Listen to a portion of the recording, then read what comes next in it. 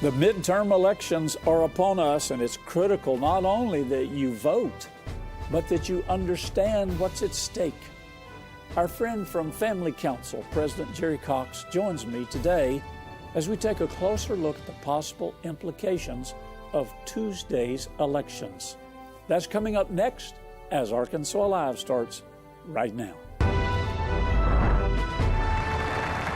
Jerry, thank you so much good for to be being with here. you. Great to be here. I appreciate you coming and giving some time to us and to the viewers of VTM and hopefully the voters that will turn out for the midterm elections. What I want us to talk about today is what's going on right here in Arkansas. We have ballot issue 1, which is which was tort reform, which has been disqualified. That's correct. The state Supreme Court ruled that issue 1 will not be, the votes won't be counted. It'll be on the ballot. People can vote for it or against it, but it's not going to count because the court disqualified it on some technicalities regarding the way the measure was written. Right.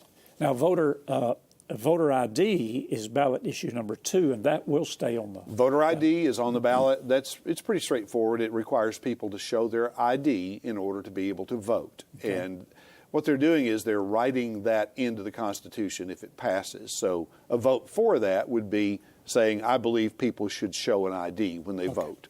Ballot issue number 3, which was term limits, has also been disqualified. Yes. Ballot issue 3 was to shorten the length of terms that lawmakers in the General Assembly would serve. And again, the court looked at how the signatures were gathered on that one, and they said that was not done properly, and so that too has been disqualified. Again, it's going to appear on the ballot. Yeah, that was my next question. But people, however you vote won't matter because the votes will not be counted. Okay, and then I'm going to skip over ballot issue 4 because I want that to be the bulk of our discussion. Let's go to ballot 5, raising the minimum wage to $11 an hour by 2021. Yes, that's exactly the way you said it. It raises the minimum wage here in the state of Arkansas, and it writes that once again into our Constitution so that it's a constitutional amendment. It's incrementally, though. Yes. We go from $8.50 to $9.25 in 2019, then $10 2020, and then $11 2021. That's correct. Now, is this an amendment to the state constitution? Yes, it's my understanding that this is an amendment to the state constitution that writes that into the Constitution. Okay. Now, let's go to ballot issue 4, expanding casino gambling. Now, you and I have talked about the lottery over the years. Again, the amount and the way it's been sold. I noticed some of the ads were deceptive, just plain not true, and they were taken off the air that we've been seeing. Right. But the lottery advertising years ago was telling us that this was going to help education, tuition for students. Now, how much of the total money that comes in through the lottery actually goes to fund tuitions? Less than 20 cents on the dollar. Usually it's around 17 or 18 cents on the dollar. And so I was telling somebody not long ago, if your church or if my nonprofit raised money and we only used 17 cents of the dollar for our intended stated purpose, we'd probably be held up for fraud or some kind of deception. Yeah. And yet the lottery gets away with doing that every single year. They only allocate about 17 or 18 cents of every lottery dollar for the scholarships. Then the rest of it goes for salaries and advertising and prizes and other things. It's the lowest in the country. Yeah, and this, what I want to get across to our viewers is, if you, the Christian community, if you as a believer, a Bible believer, if you will go out and vote, you have such a power in our state. You can stop these things from happening. But too few Christians get out and vote. Well, there's something at stake here. If you don't vote, if you don't go to the polls and vote for righteousness, for biblical values, then everything that happens in our state is on your head. I'm not trying to offend you or be ugly, but everything that happens, all the children that are aborted and killed in the womb, all of the lottery, all of the poor people that are playing the lottery, it's really a regressive tax on the poor. All those dollars are really on your head because you did not go to the polls and vote. Now, if the Arkansas legislature, if this is passed, then you know what's going to happen. We have 4 casinos in Arkansas proposed: Garland County, Crittenden County, Jefferson County. And by the way, we have television stations that reach all the people in these counties: Hot Springs, Jonesboro, Pine Bluff. Those of you in the Pope County, Russellville, those of you that watch VTN, there's a Christian television station in all these counties, so I hope you're listening. If we add 4 casinos to the state, this is an amendment to our state's constitution. If so passed, the Arkansas legislature would not be able to amend it in any way. That is essentially true. And here's the thing. I was driving in the car over to this interview, and I heard one of the ads for the casinos. And it had some outlandish claims in there about billions of dollars brought into the Arkansas economy if we do these. And the study that seems to prove that, you know who commissioned it? The gamblers. They commissioned a study that would prove or say that what they're doing is going to be good. Yeah. And it's a lot like what the tobacco companies did years ago by commissioning studies saying smoking was good for you. We all know better, especially those of us that have driven through parts of Mississippi where they have 30-something casinos, Oklahoma where they have over 100 casinos. Just look out the windshield of your car at the poverty that is in all those communities. It ain't so. Yeah. They are not going to bring economic prosperity to anyone except the people that own the casino. I'm glad you brought that up. Now, here are some generic images. Watch this, of poverty-stricken areas where there are casinos. Now, I'm going to talk over this. This is public housing. These are row shacks. These are shotgun shanties. I mean, this is where these casinos are going to be located, and this is the influence. Now, I've been in western states where they have large casinos, and I remember one time my friends and I were riding motorcycles through Wyoming and different parts of the West, and we needed gasoline and we needed a bathroom bad. And we saw this big, huge palace-looking place. We pulled up into there hoping we could go in and use the bathrooms.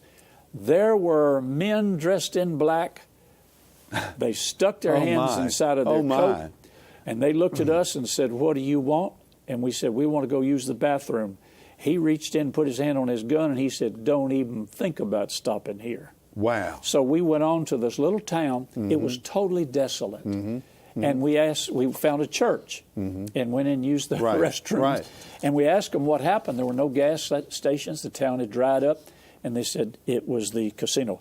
Now, listen to this. Since the early 1990s, Tunica County has raked in $759 million. Because everybody says, these ads say, oh, well, the money won't go to Tunica, Mississippi or Oklahoma. It'll stay here in Arkansas. But Tunica's poverty rate stood at 30%, which was twice the national average. Now, if you're considering voting, here are the facts. It's your choice. But here's what you're going to do to the state of Arkansas. The public high school graduation rate was only 57% compared to 79% nationally. Only 1 in 4 people had a bank account. 1 in 4 people did not have bank accounts, one of the highest rates in the country. The average lifespan in Tunica is shorter than anywhere else in the U.S. and El Salvador. 67 years of age for men, 73 for women. And of the hundreds of millions of dollars, now listen to this, tunica generated from gambling between 1993 and 2015, only 2.5%, according to county records, was used in social programs to help the poor. Well, and it's important to point out, Pastor Caldwell, that under this proposed amendment, the casinos that are already here, the one that's in Hot Springs and the one that's over in West Memphis, would actually pay less in taxes under the new proposal than they do right now. And so those communities are going to get less in tax dollars out of those casinos. And it's a loss any way you look at it, because for every dollar that a vice generates in a community, there are a lot more dollars in harm. Yes. As you know, divorces, bankruptcies, domestic violence, crime, all of these things go up when you bring a casino into a community that way.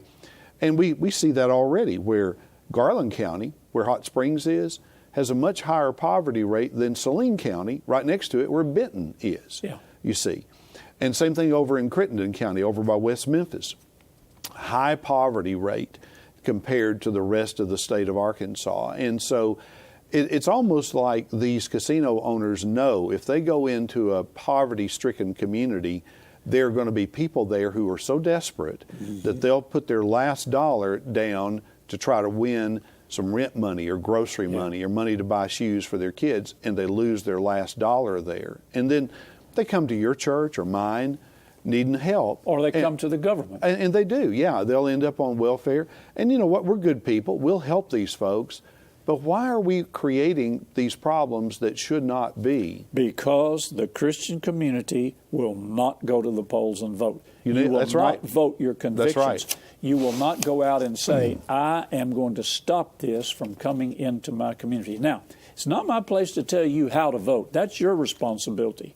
It's my responsibility to give you the facts, to give you the truth, and to give you the understanding of biblical values, biblical concepts. But this is regressive legislation. If you want to look at it politically, if you want to look at it biblically, this is regressive legislation. It is not going to help the state of Arkansas. It is not going to help the people of Arkansas. If you have the casinos along with the lottery, you're going to have more crime, more poverty. You have to have more police force, more programs. It's just it's shooting ourselves in the foot. And I believe the people of Arkansas are smarter than this. It's time for you, the believers, the professing Christians, to stand up. I mean, Jerry, we are at the precipice of seeing some tremendous turnarounds. Abortion on demand. We're getting ready to see. I believe we're going to see this turned back to the states where it should be. I believe that we're going to be able to vote. But if our voters in Arkansas are not smart enough to see how they should vote, then God help us. Then we're going to have to see the reality. And unfortunately, some of us think we can live in a little bubble here, and what goes on around us won't touch our family. That we can, well, what difference does it make if they got a casino in Pine Bluff or Russellville? Well, let me tell you the difference it makes. It may not be you that's going to go there, but it may be your kids, maybe your grandkids, maybe your neighbor. And we as Christians are supposed to what? Love our neighbor? Isn't that core to being a Christian? As ourselves. Exactly. We're not doing that if we say, what's it to me if that guy down the street gambles away all of his money? Well, what it is to you is you're supposed to care as much about him as you care about your own affairs if you're a Christian. And I'm afraid that many people don't do that, but we can. It's kind of.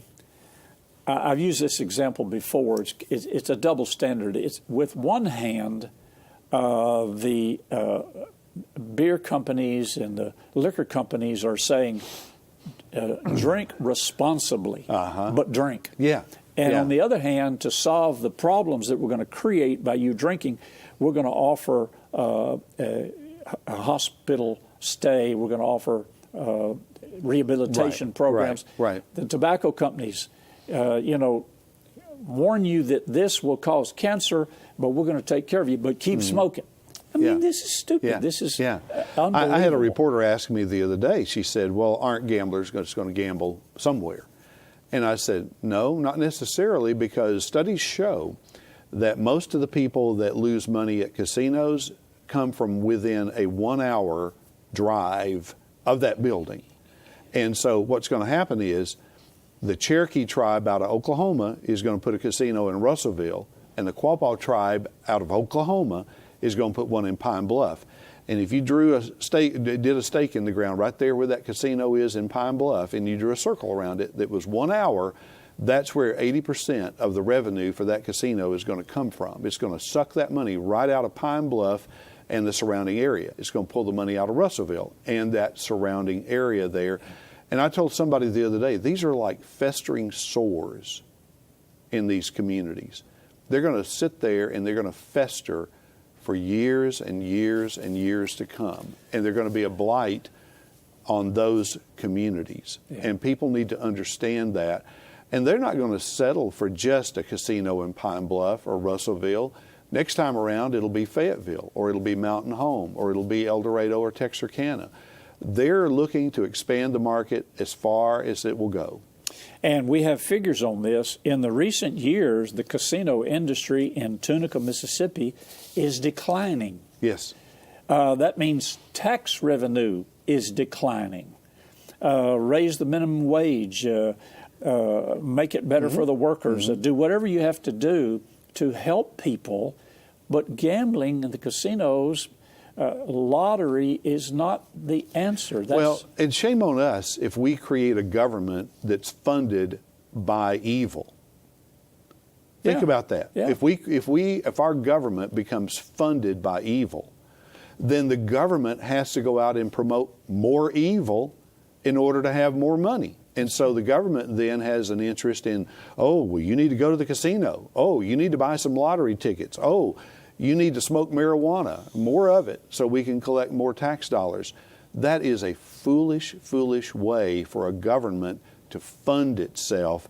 And it's a dark pit that government is going to fall into the more we do that. Well, you mentioned marijuana. Even though it's been passed by the vote to have medical marijuana in Arkansas, it's still not fully active. That's correct. And we've already had fraud and corruption associated with it. Favor, granting growing permits. I mean, what else do you have to show people this is this is corruption? It's demonic. It's going to create more and more problems instead of solving anything. And see, with these casinos, it's not like anybody can open a casino. They are writing themselves into our Constitution where only 4 entities will be able to do casinos. Well, that's a sweet deal for them, for the Cherokee tribe out of Oklahoma, the Quapaw tribe out of Oklahoma, the folks over at Oaklawn and the folks at Southland, where they get written into the Constitution in such a way that nobody else can compete with them. And guess what? They're the ones that wrote the amendment, and they wrote it for themselves. Those gambling interests, do we really think they're coming here to do us a favor, to build us a road or to fund our schools? No. They're coming here to fund themselves. That's what it's for, and it's that way everywhere. I've been through this in a little different vein and seen the hypocrisy here. And of course, you and I were up at one of the committee meetings one time where we were building VTN. Yes. I found out that the racetrack in Hot Springs, and the boys club were given a exemption from sales or use tax. Right. So I called the senator at that time. He's since died. And I called him and I said, what about us getting an exemption, sales and use tax, for all the equipment we had to buy out of state because they don't make it in Arkansas? He said, absolutely not. He said, the state of Arkansas needs the money too much. Now, that's what he told. He denied us an exemption as a Christian 501c3 organization, but exempted the racetrack and the boys club from any sales or use tax. And you know the reason for that is because the racetrack has a full-time lobbyist walking the halls of that Capitol building spreading influence. And you didn't. No. And most folks don't have a full-time lobbyist out there. But our influence is over this television, and that's why we're coming to you to give you the facts. Folks, it's so important that we vote righteousness, vote Bible values. And Jerry Cox and Family Council are here to give us this advice. They're in the daily trenches at the state capitol. Now, let's look at the difference makers in the 2016 elections. Now, here's a graphic. I can't read that. Here are the difference in the election in 2016. Let me read it off my paper here. 9% of the adult population, 20 million adults. Physical, social, and government conservatives, born-again Christians. Attend church, read the Bible, believe the Bible is trustworthy. Active in Christian parachurch ministries. Parachurch ministries include Campus Crusades for Christ, Gideon's International, Teen Challenge, Youth for Christ. Politically active and attentive. Registered to vote. Frequent voters. The reason that President Trump won the presidency in 2016, 91% turnout. And 94% of that 91% voted for Trump. This is the power that you have as a Christian voting bloc.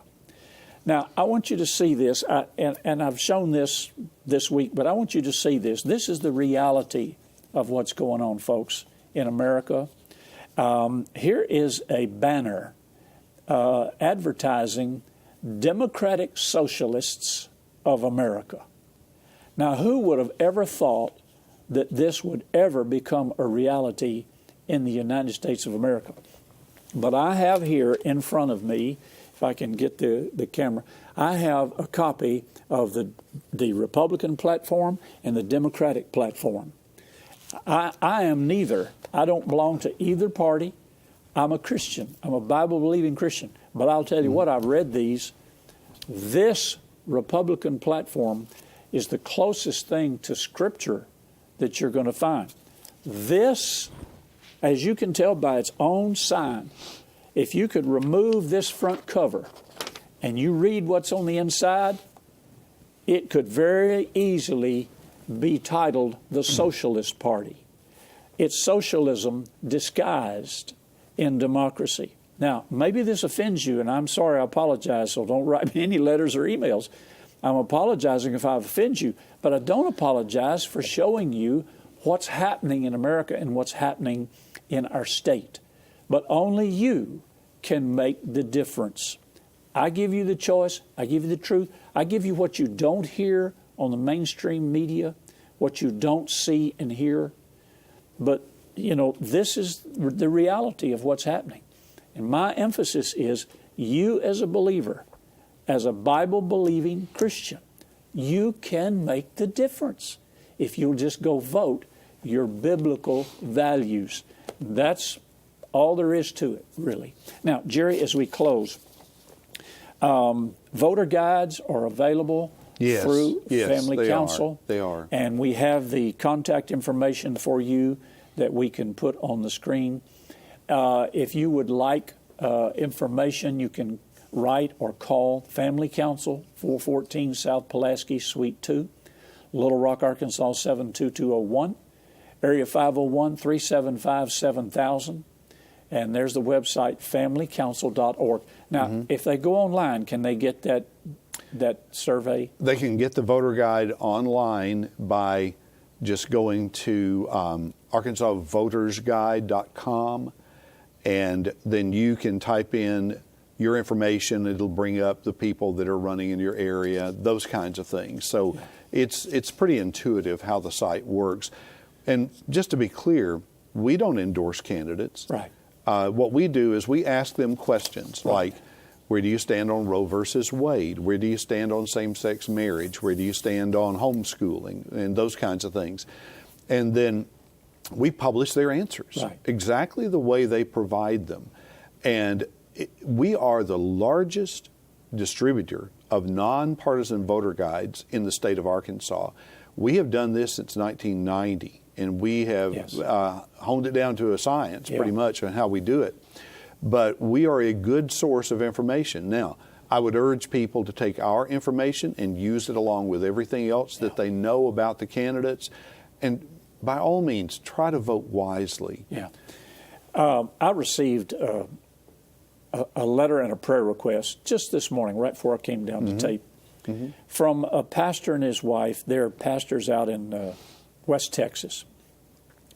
And they look to us for leadership, etc. And they sent me a copy of a letter and a conversation they had with members of their congregation. This was their leadership. And now the leadership asked for a meeting with the pastor and his wife and said, we don't believe that our church or Christians in general should be involved in government issues and political process. Oh, my. And they quoted Derek Prince. I knew Derek Prince, Prince of a man. I don't believe he ever said this. I believe they misunderstood him. But he said any church that is involved in government or the political process is in error. That's not what the Bible says. The Bible says just the opposite. The Bible says go into all the world. That means political arena as well. And spread the gospel, spread the truth, spread the light, be salt and light in all of those areas. And Romans 13 tells us that God established government and intended for us to be involved in it. So that's a myth. Separation of church and state is a myth. I tell people, I say, you may not be interested in politics, but I promise you, politics is interested in you. That's true. They're going to decide how your kids are educated. They're going to decide how much you pay in taxes. They're going to decide how fast you drive up and down the highway.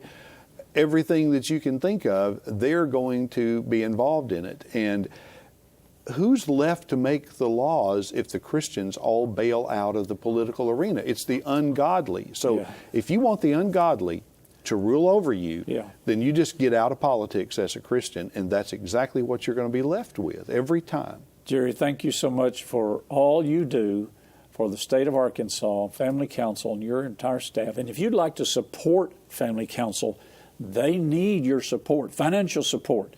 And it is a 501c3. You can give, and it is tax deductible, so I'd encourage you to help them. And remember, Jesus is Lord of Arkansas, and where you're watching too. Send your questions, comments, and testimonies to Happy Caldwell at Post Office Box 26207, Little Rock, Arkansas 72221, or email happycaldwell@vtntv.com. Today's episode is available to watch on demand at vtntv.com and click Watch. You can also watch VTN via live stream at vtntv.com. Remember to follow VTN on Facebook at VTN Your Arkansas Christian Connection, and follow Happy Caldwell on Twitter at Happy_Caldwell.